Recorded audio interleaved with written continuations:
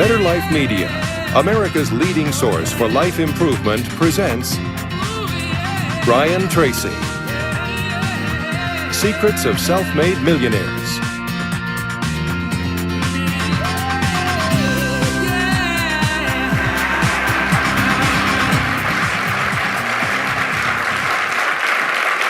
Thank you. Thank you. Thank you for being here. I have some good news for you. More people are going to make more money in the next few years than have been made in all of human history.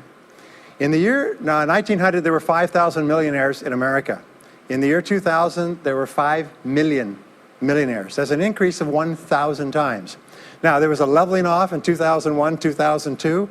In the last 2 years, the number of millionaires has jumped 33%. It's jumped to 8.2 million millionaires in America, and virtually all of them are self-made, which means they started without a pot to you-know-what in or a window to throw it out of. And they've made it in one generation. When we look at the wealthiest people in America today, Warren Buffett, Michael Dell, of course, Bill Gates, Paul Allen, and the Walton family, all first-generation multi-billionaires. We have a $12 trillion economy today that is growing at the rate of $500 to $600 billion a year, and all that money is going through somebody's fingers, and your job is to make sure it goes through yours and some of it sticks. Is that a good goal for today? And my job is to show you how to do it. The good news is that all the answers have been found.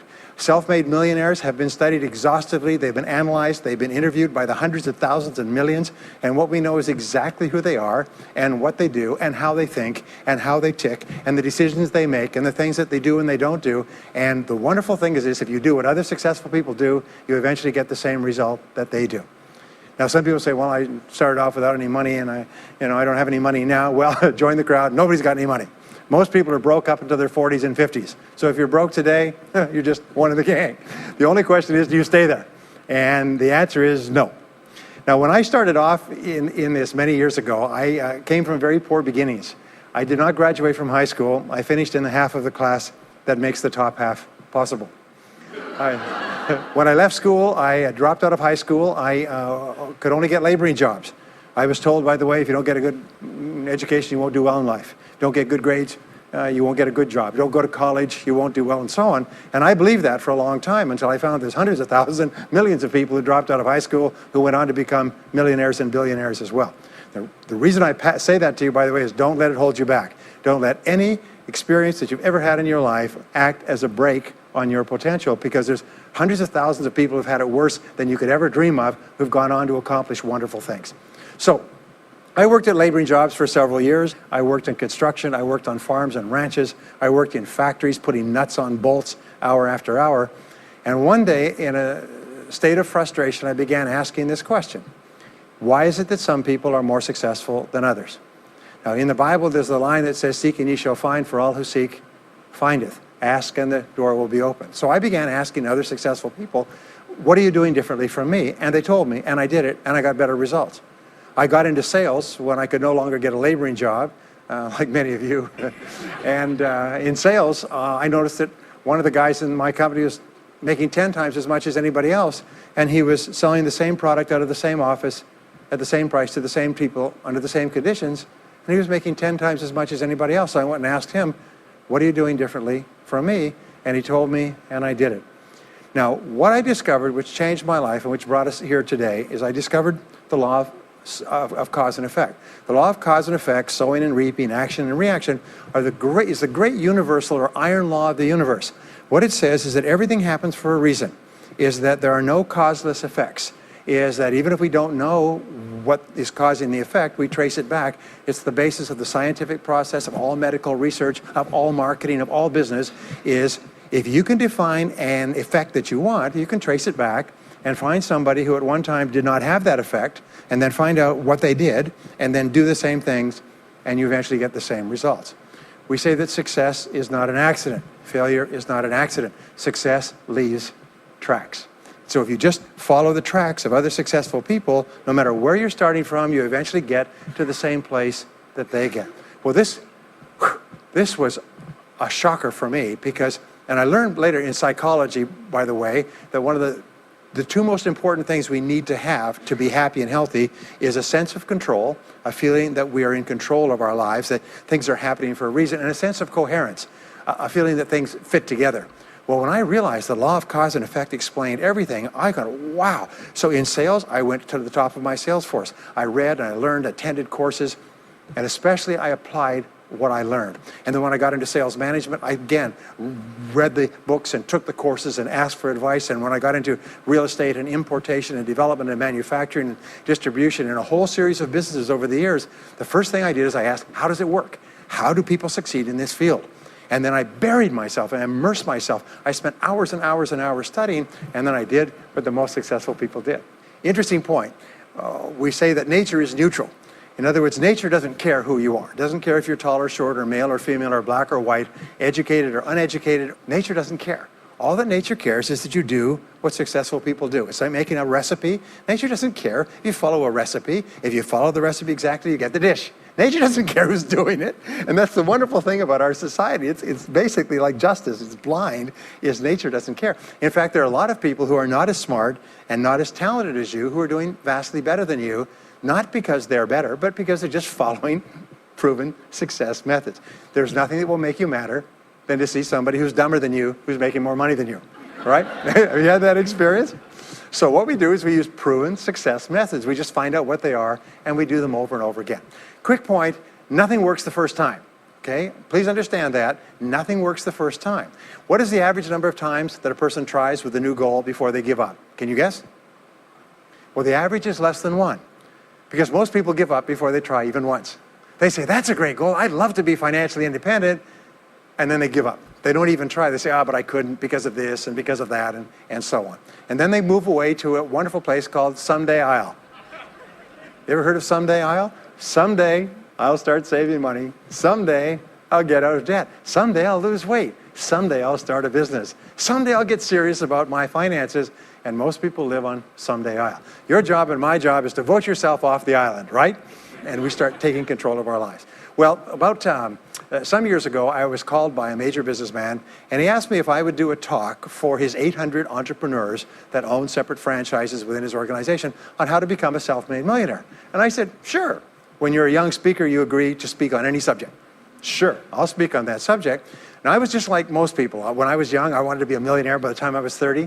And when I hit 30, I put it off to 35. And as I got to 35, you put it off to 40, and then you kind of just don't look at it anymore. You forget about it and feel the deck is stacked against you. Well, I was about 38, 39 when he called me up and asked me. I said, sure, no problem. And I said, now, what do I know about self-made millionaires? And this is a shocker. I didn't know anything. Oh, I knew that they had more than $1 million, but that's a real basic piece of knowledge, you know.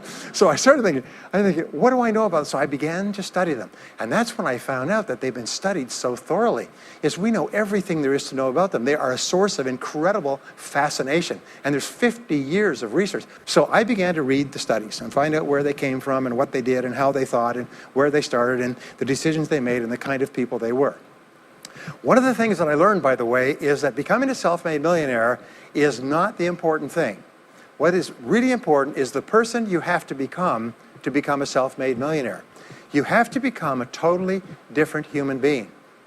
One of my friends says that in order to achieve something you've never achieved before, you have to become someone you've never been before. And it's a really important insight, is the qualities that you need to develop, qualities on the inside to become a self-made millionaire, are incredible qualities that make you a vastly better person. Not only better in terms of character, determination, discipline, decision-making, strength, and so on, but they make you a far better person. They round out your character in a far better way. So the real payoff of becoming wealthy is not because you can eat more, because how many more meals can you eat? How many more clothes can you wear? But it's the kind of person that you become, and then the kind of people that you associate, the kind of life that you have. And so the things that we're going to talk about now, and I know that you're some of the smartest people in our country, so I'm going to give you these ideas very quickly, like dealing cards. What I found in my research is that there's a series of qualities that self-made millionaires have. If you have these qualities, your success is virtually guaranteed. And if you don't have these qualities, the qualities are learnable. Point number one is that all business or sales skills are learnable. All financial skills are learnable. If you can drive a car, you can learn any skill. If you can drive a car, you can learn the skill. Now, number two is you're probably only one skill away from doubling your income right now. you're probably only one skill away from setting yourself on the road to becoming a self-made millionaire. That turns out to be the case for almost everyone. And if you don't know what that skill is, maybe over the course of the time we spend together, it'll jump out at you. But whatever it is, you've got to find it out and go to work on it, because it is learnable. It's a learnable skill. People say, well, I've never been very good with money. Well, get over it. The fact of the matter is, you can learn what you need to learn to achieve anything that you want to achieve. So, the success secrets of self-made millionaires. Give yourself a score of 1 to 10, and if you are weak on one of these, it can be enough to hold you back. If you're strong on all of these, then there's no limit to what you can accomplish. The first is to dream big dreams. Dream big dreams. Practice what is called back from the future thinking and project forward. Develop a vision of yourself as happy, healthy, wealthy, thin. Practice what top people practice, which is what is called idealization. You project forward several years and that you imagine that your life is perfect in every way. Imagine that you have no limitations. Imagine that you have all the time and all the money and all the friends and all the contacts and all the education, all the experience, and that you could be or have or do anything you want in life. If you could, what would it be? If your life were perfect in 5 years, what would it look like? How much would you be earning? How much would you be worth? What kind of a family life would you have? What kind of health would you have? What kind of car would you be driving? What would your life be like if you could wave a magic wand and make it perfect in every way? Now, what we have found is this is the starting point of great riches, and it's the starting point of great success in life, is for you to have a dream or a vision of a wonderful future. Here's an exercise that we give people in our audiences, is take a sheet of paper and make up what is called a dream list. Now imagine this is kind of like a kid's Christmas list, and that it just allows you to just run wild and just write down everything that you could think of that you could possibly want.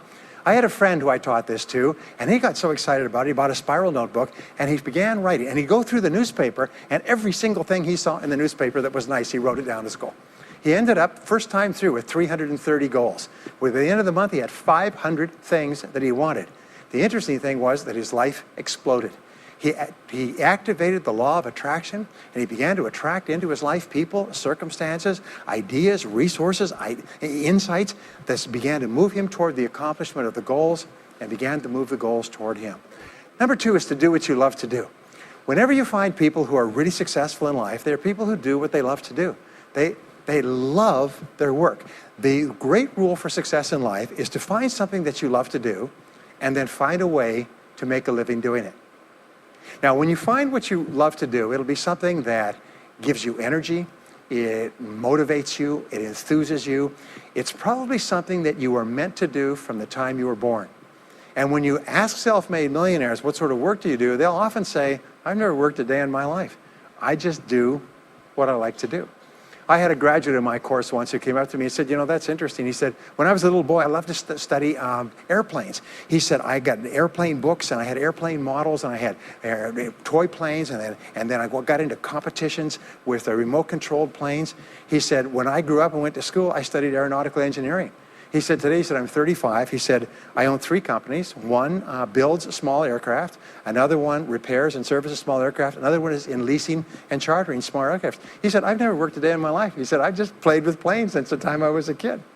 So one of the things that you can do is go back to the time when you were young, as a child between the ages of 7 and 14, before you discovered boys or girls, and what is it that you really love to do? And you'll often find that within that is something you're supposed to do as an adult. Number 3 is commit to excellence. Now this is really, really important, and I had a hard time with this as a young man because I was never good at anything. I was never picked for any team, and if I was picked, I was the first person cut. I got lousy grades in every class. I got fired from multiple jobs. I even got fired from a job pumping gas once. Can you imagine that?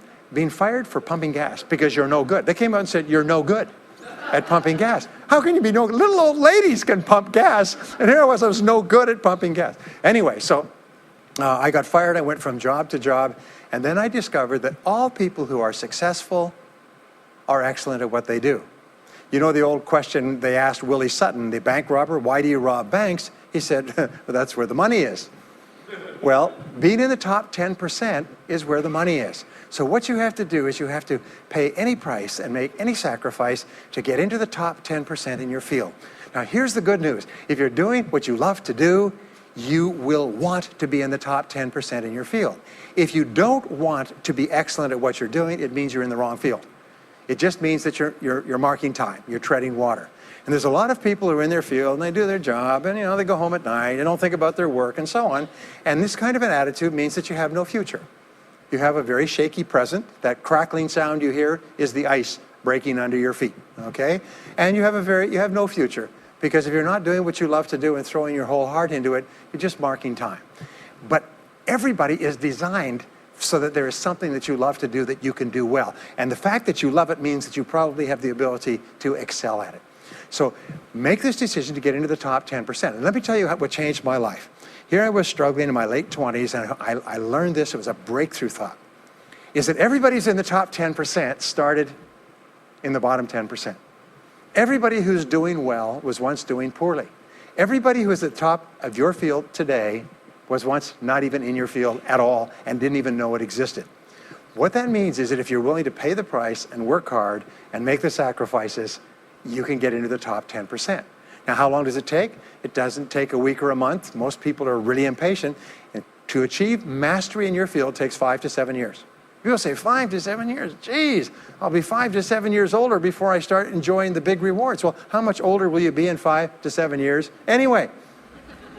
Now, here's an important point. Are you ready? The time is going to pass anyway. The time is going to pass. 5 to 7 years from now, 5 to 7 years will have passed. The only question is, are you going to be at the top of your field, or are you still going to be down there with the mediocre 80%? And the wonderful thing is this is nobody's better than you, and nobody's smarter than you. If anybody else is at the top of their field, it means that you can be at the top of your field. Just go to them and find out how they got there, because they started at the bottom.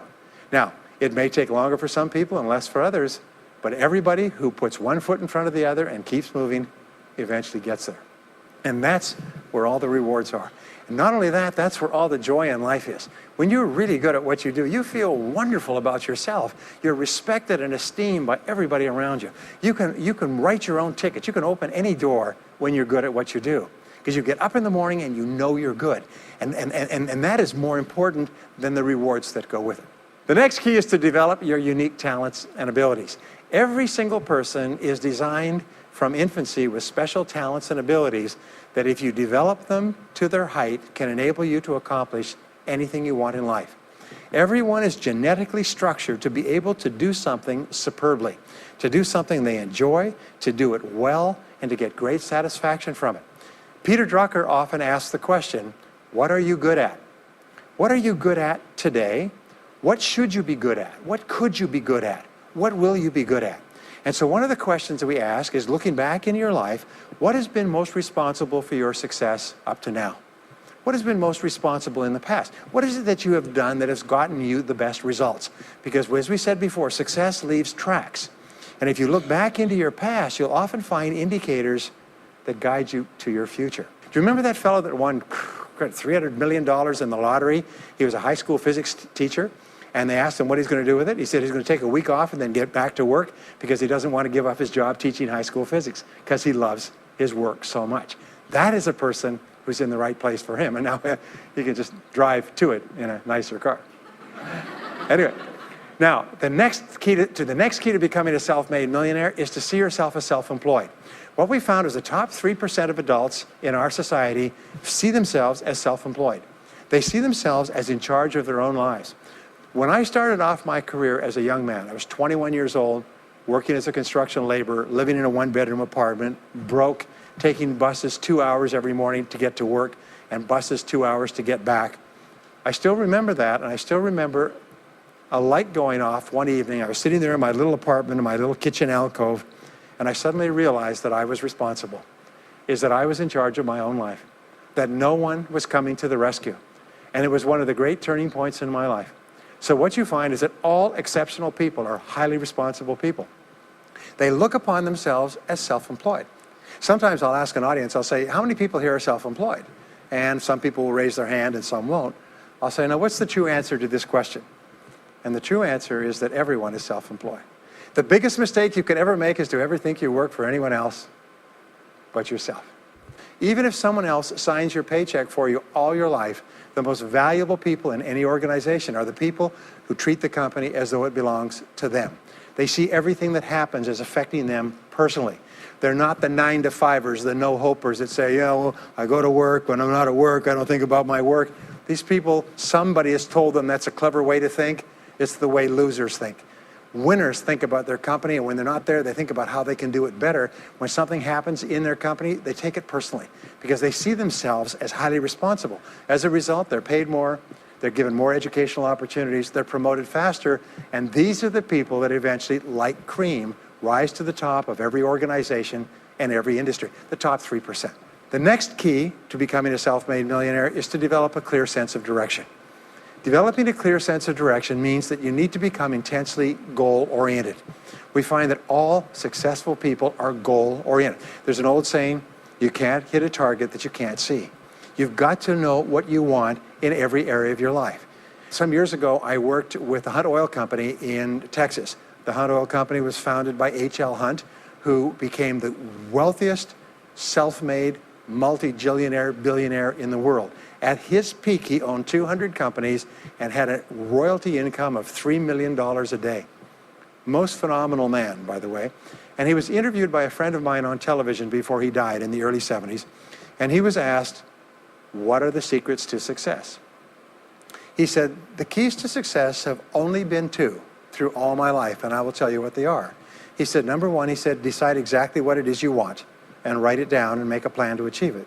And number two is determine the price you're going to have to pay to get it and then resolve to pay that price. Now, where the law of sowing and reaping cause and effect, I learned an additional point to that. I learned that your current life today is the result of the price you've sown up to now. Is whatever you've put in, you get out. So whatever you're getting out today is a result of what you've put in. If you don't like what you're getting out, what you have to do is you have to put in something different. What I found is this, is that life is always just in the long run.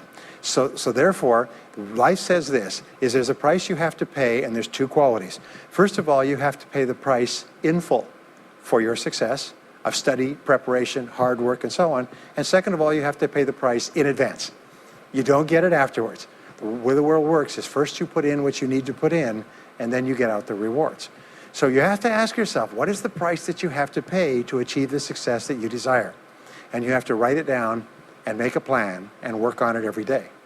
Now let me give you a quick exercise, which is my only take-home or homework exercise for our time together.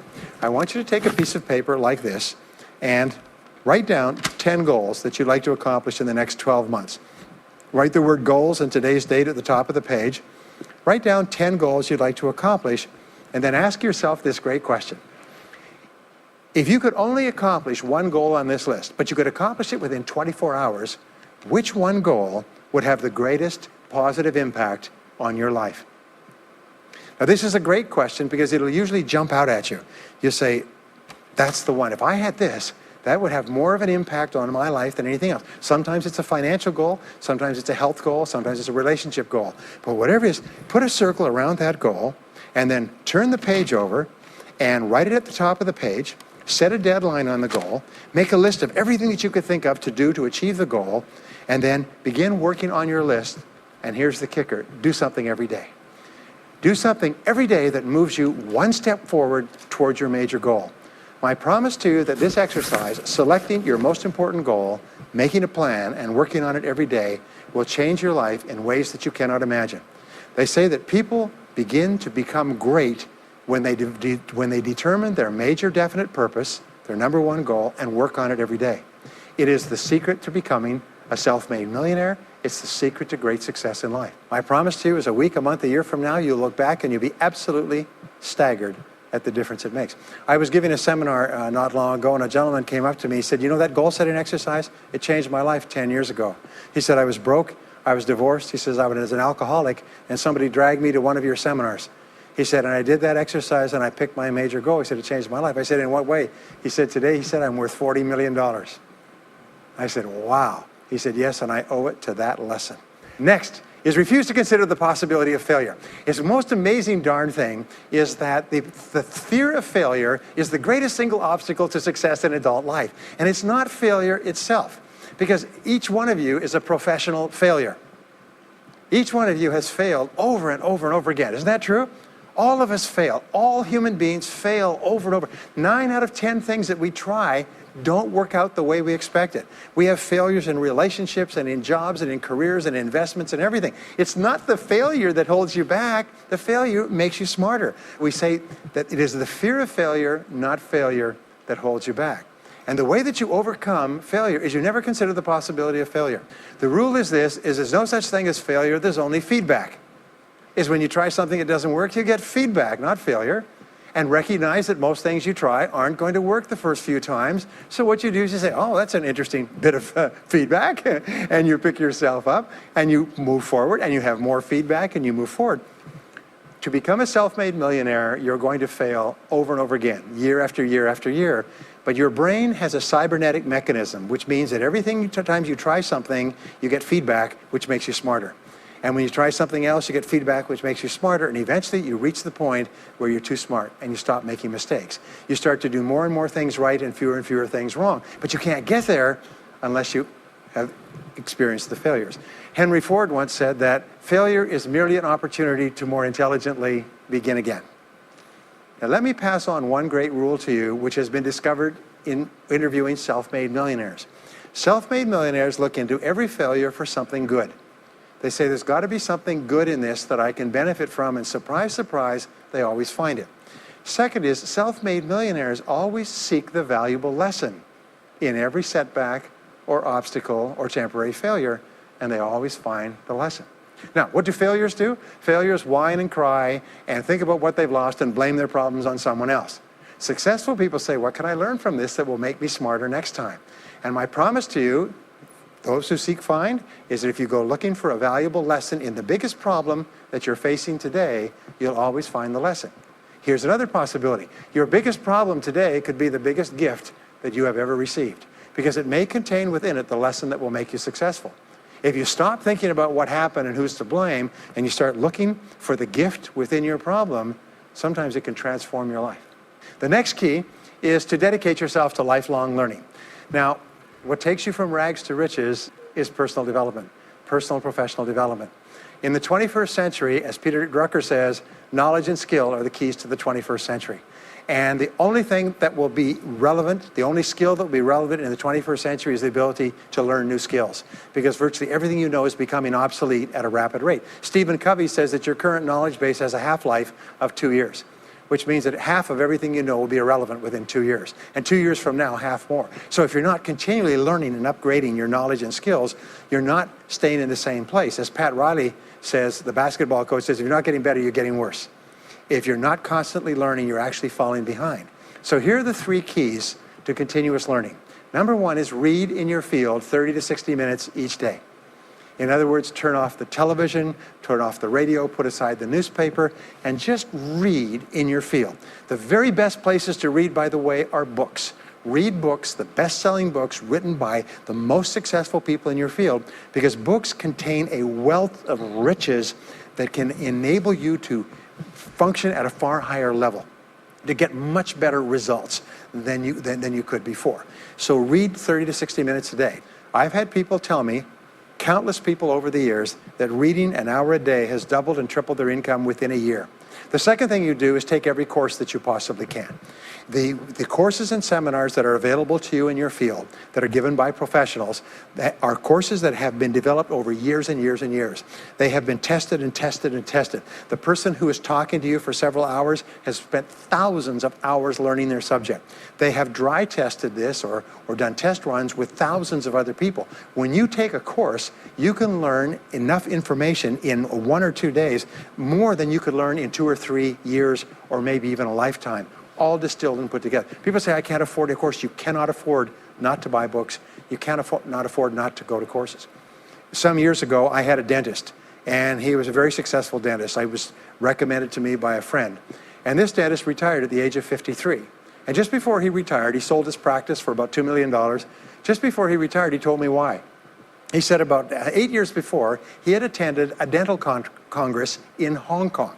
This is from California. He'd flown all the way to Hong Kong to attend this international dental congress because there were specialists giving private lectures, sort of plenary sessions on the side. And he attended this session, and it was on a particular technique of cosmetic surgery that this dentist had developed that no one else knew, where you could basically straighten out a person's entire front jaw so they look beautiful at a very low cost, at a very high level of effectiveness. He came back and he began implementing this in his practice. People began flying from 500 and 1,000 miles away.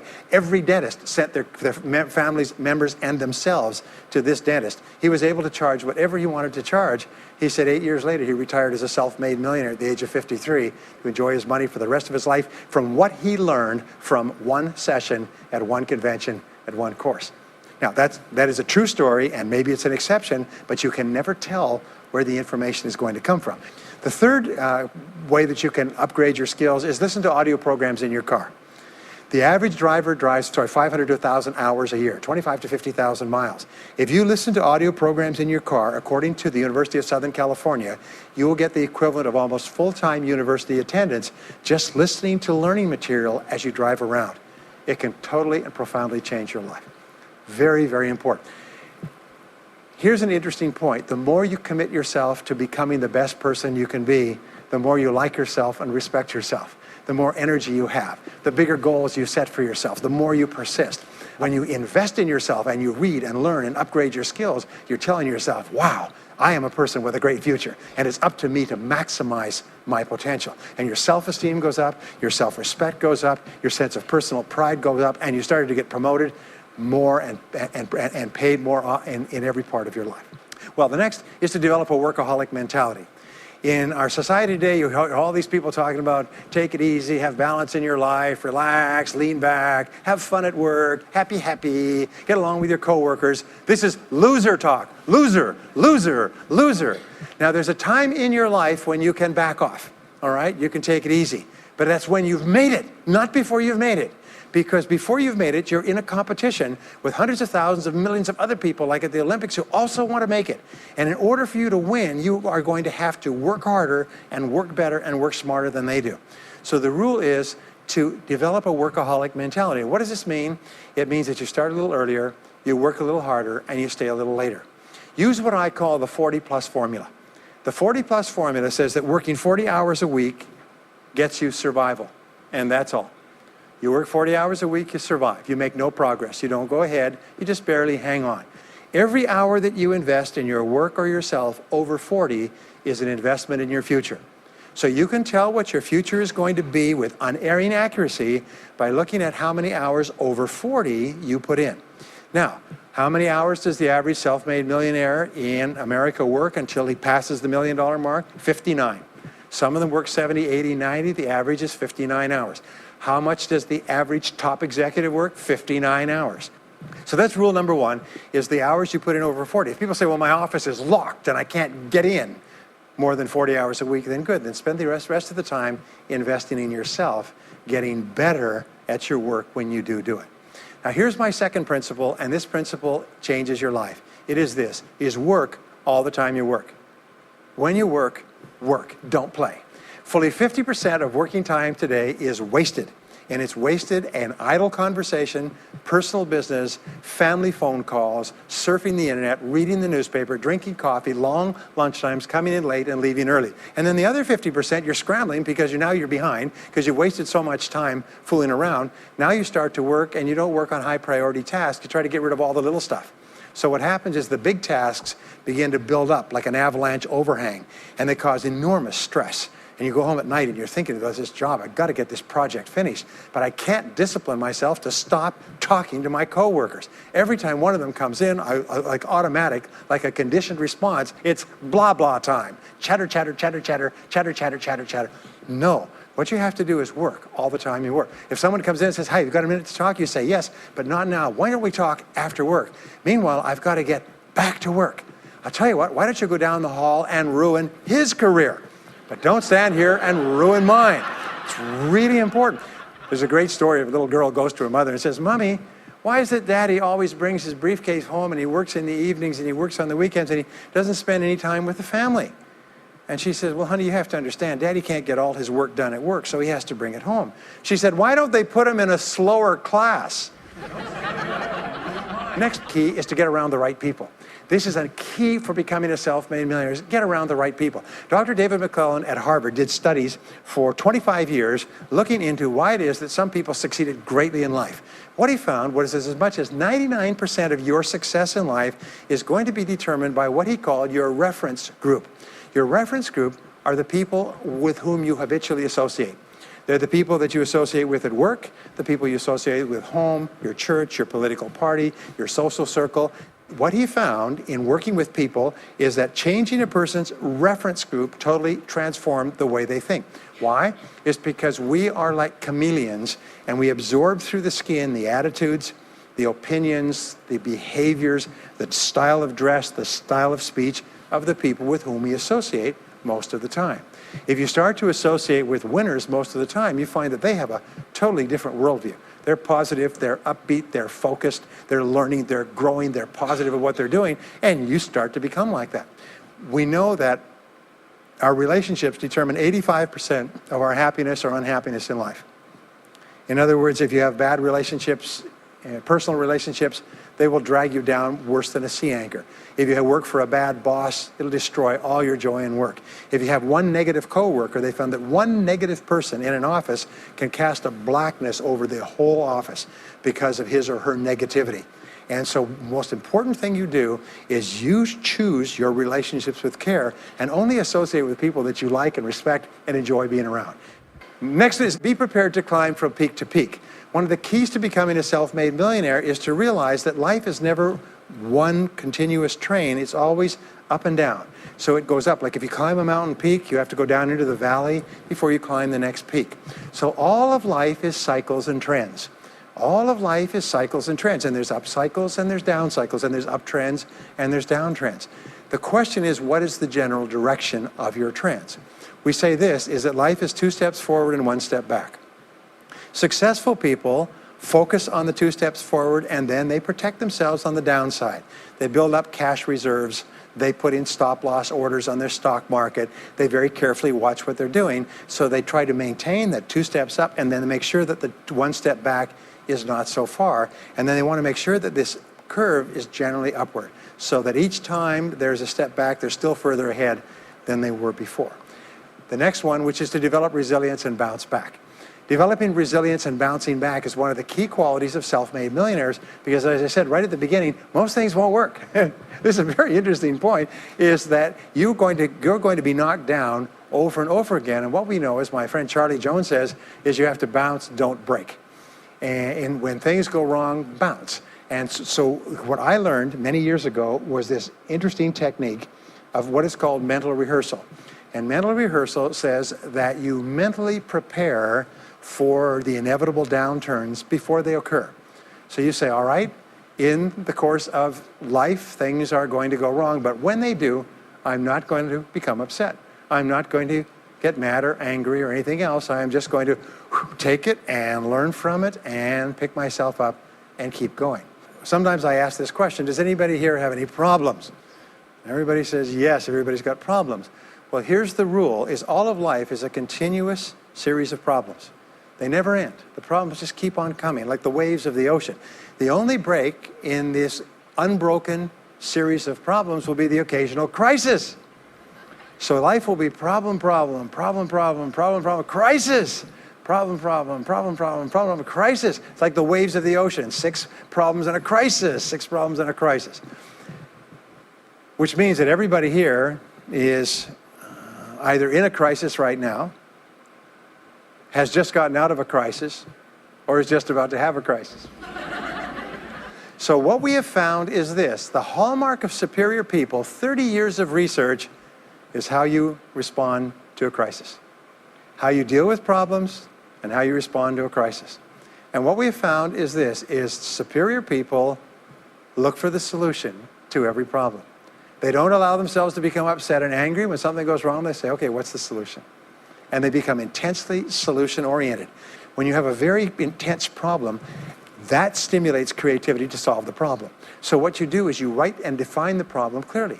If you have a problem, you say, wait a minute, what is my problem? What is it that I'm worried about? And write it down.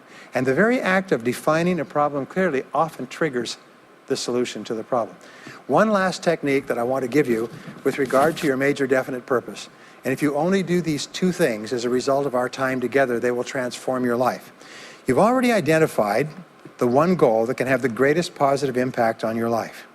Now what you do is you take that goal and you write it at the top of a page in the form of a question. And you say, let us say your goal is to double your income. That could have a major impact on your life. You say, what are all the things that I could do to double my income in the next 12 months? Write it as a clear question. Even better, if you're earning $50,000 a year today, write, what could I do to earn $100,000 over the next 12 months? The more specific the question, the better. Then you devote yourself to writing 20 answers to this question. You must write a minimum of 20 answers. Work harder, work smarter, start earlier, stay later, change occupations, upgrade my skills, whatever it is, keep forcing yourself to write till you've written 20 answers. We call this mindstorming. The first 3 to 5 answers will be easy. The next 3 to 5 answers will be difficult. The last 10 answers will be incredibly difficult. But I have given this exercise to people who've gone on to become millionaires so many times I've lost track, because they often find that the 20th answer changes their whole life. And if you've ever done this once, it's absolutely staggering. More people have become millionaires with this simple idea of mindstorming, what I call the 20 idea method, than any other single method of creative thinking ever discovered. Once you've got your 20 answers, pick one answer and take action on it immediately. Once you've got, it doesn't matter what it is, just take one answer and take action on it, and that will keep you thinking and acting creatively all day long. The next key to becoming a self-made millionaire is to become an unshakable optimist. Unshakable optimist means that you think and talk about what you want most of the time. Optimists think and talk about what they want. They look for the good in every situation. They seek the valuable lesson. They're constantly feeding their mind with great ideas, which opens up new perspectives. What I have found is that optimists have 3 wonderful qualities. Number 1 is they learn more things. As a result, they dramatically increase the likelihood that they will learn the right thing at the right time. Number 2 is they try more things, which dramatically increases the likelihood that they'll try the right thing at the right time. And number 3 is they persist. They never give up. Optimists make a decision that once they've decided they're going to become wealthy, they just never stop until they achieve that goal. Now, will they have many setbacks and obstacles and difficulties?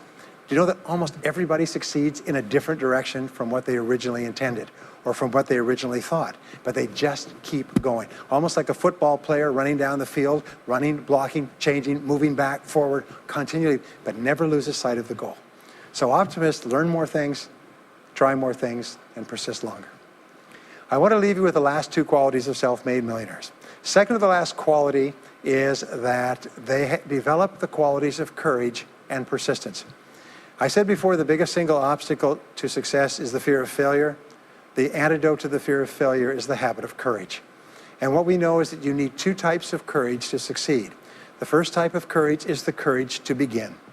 It's the courage to launch with no guarantees of success.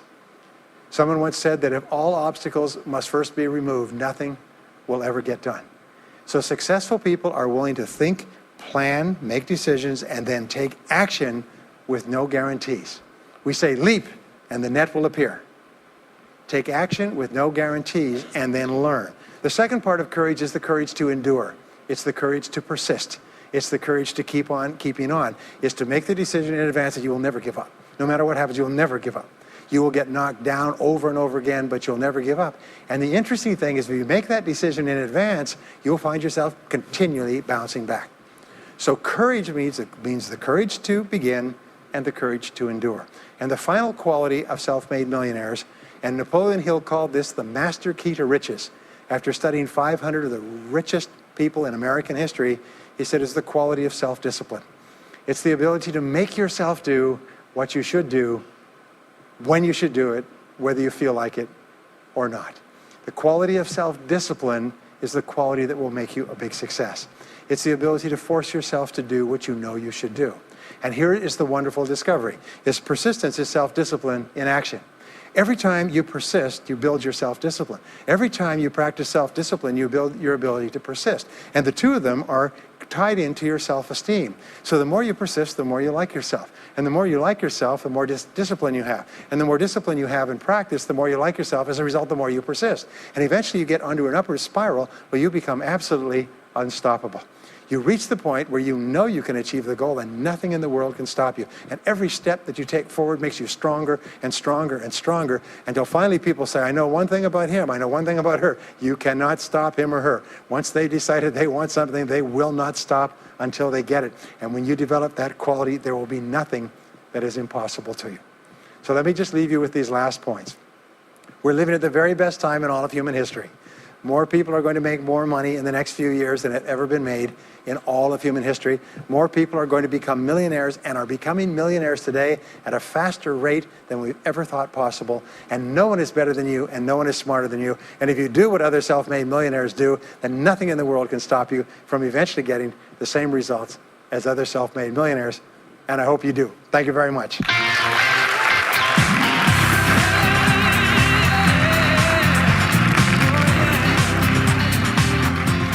We hope you've enjoyed this special presentation of Brian Tracy's Secrets of Self-Made Millionaires.